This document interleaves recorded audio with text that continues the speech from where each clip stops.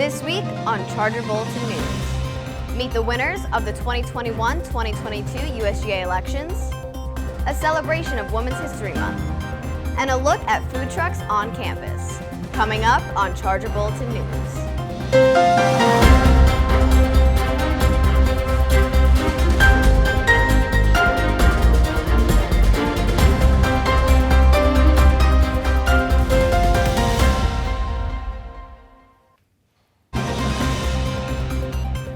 Welcome to Charger Bulletin News. I'm Alex Severo. And I'm Neva Bostic. Let's take a look at this week's stories.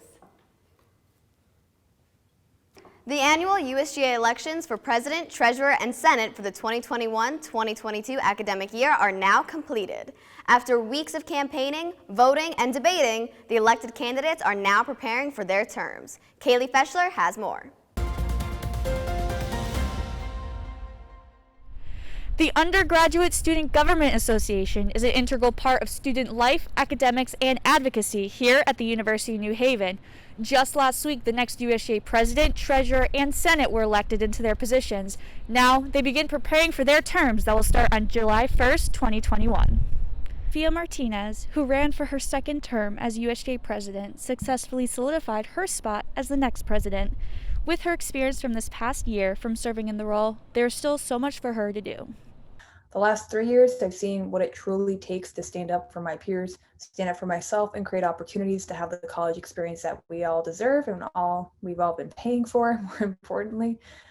Throughout my involvement, I've collaborated with many offices, departments, administration, different people I never thought I would. The next USGA Treasurer is officially Timothy Vuong, who is ready to utilize his experiences within USGA Budget Committee and on campus to excel in his term next year. I started my involvement in USGA at the beginning of fall 2019 semester as a secondary rep.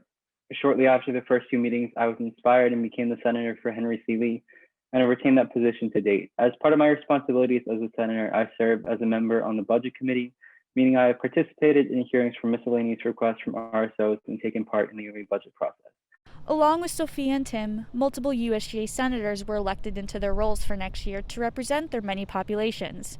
The senators who were elected include Drew Becker, Senator for LGBTQ+ students, Sophia Martinez, Senator for students with disabilities, Ashlyn Mercier, Senator for varsity athletics, Hermela Seifu, Senator for international students, Russell D. Rienzio, Senator for commuter students, Nicholas Meany, Senator at Large, Anna Morcott, Senator at Large, Emily Levine, Senator at Large, Sierra Wilds, Senator at Large, Layla Solomon, Senator at Large, Cora Kogel, Senator at Large. The University of New Haven has incredible individuals in these positions, and we look forward to all that they will do in their terms. This has been Kaylee Feshler, Charger Bulletin News. Congratulations to all elected. If you want to learn more about the Undergraduate Student Government Association or how to get involved, you can follow them on social media at Humans of USGA. The university remains in yellow status while cases slowly decline. The number of positive cases has decreased by 7 since last week. The quarantine number sits at 29. This number may fluctuate due to contact tracing. As of now, 40 students are in isolation, including those who elect to stay in university-sponsored isolation housing.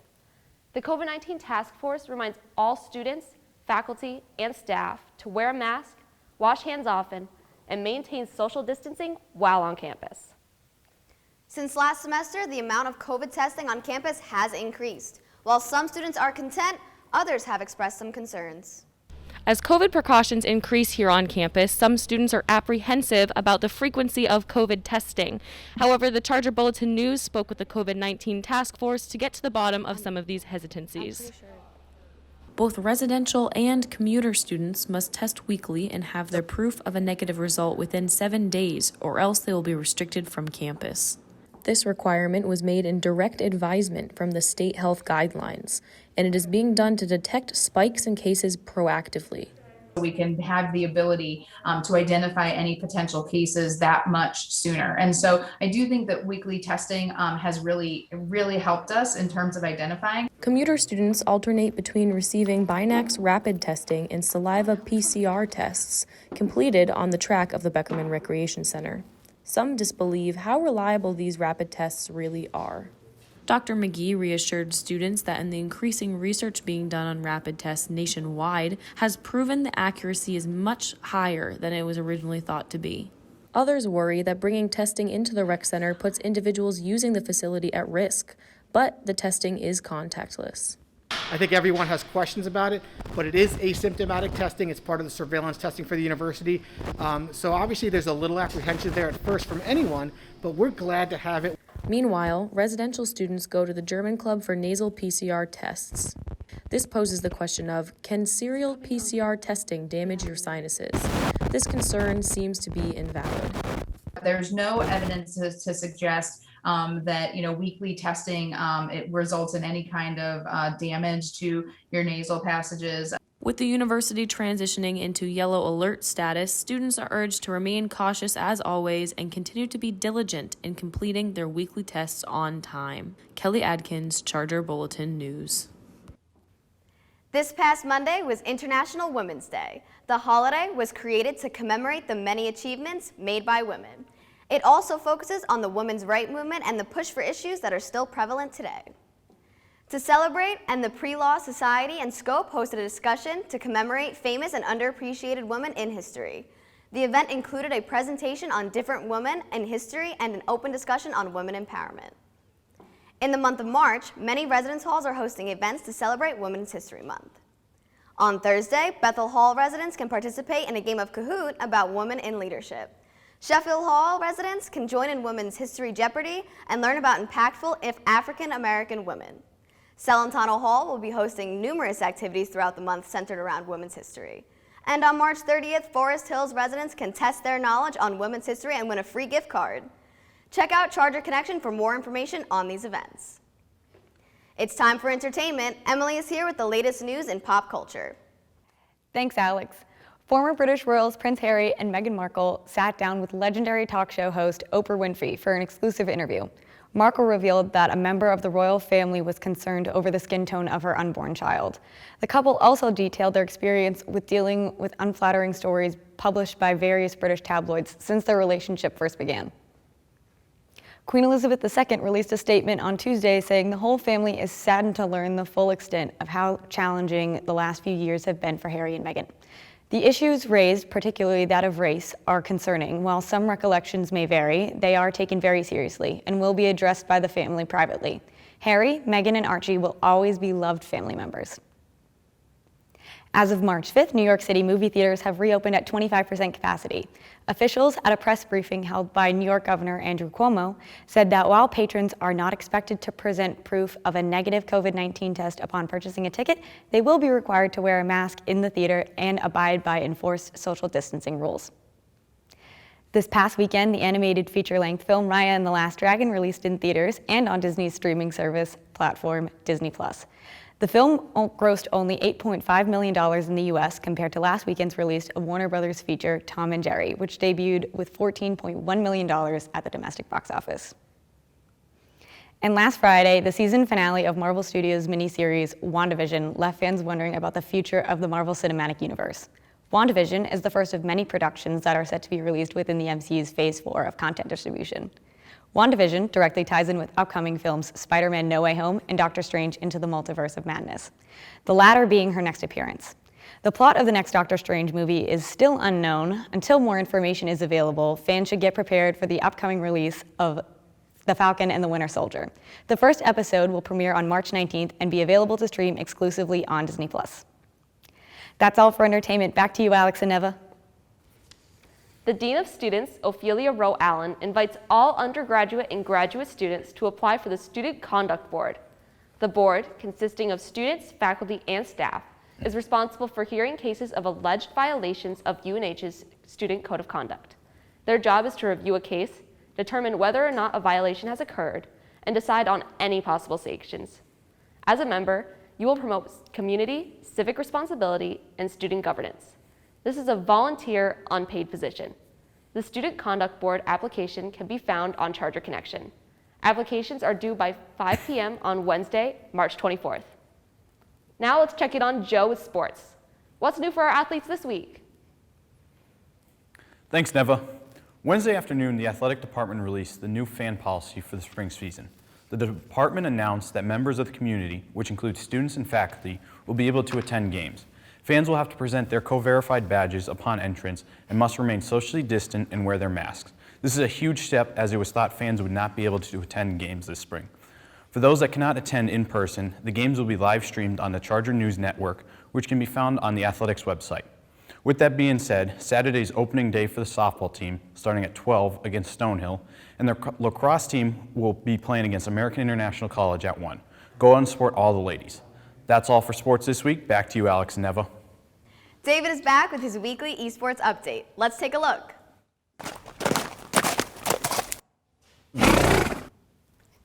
What's going on, Charger fans? I'm David Pendleton, host of your esports segment.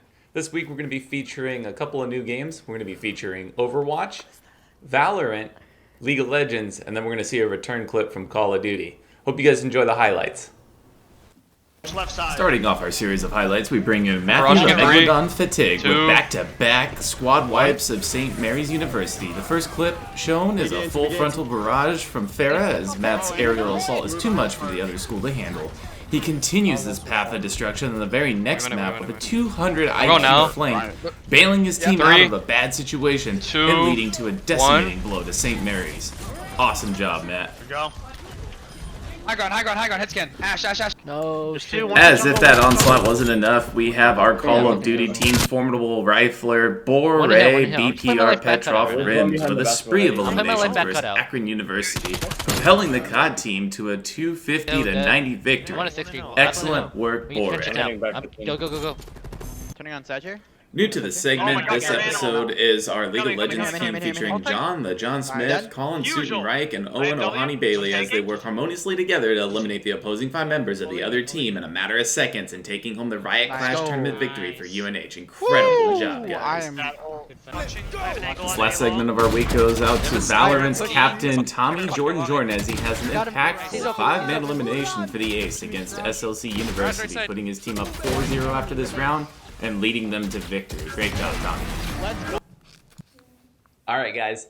That's all for our segment this week. Appreciate you guys tuning in. I'm David Pendleton, Charger Bulletin News. And we're back with a New Haven Spotlight. The Career Development Center offers many services for students to have success throughout their college career. Kristen Marcus explains how students can utilize their services.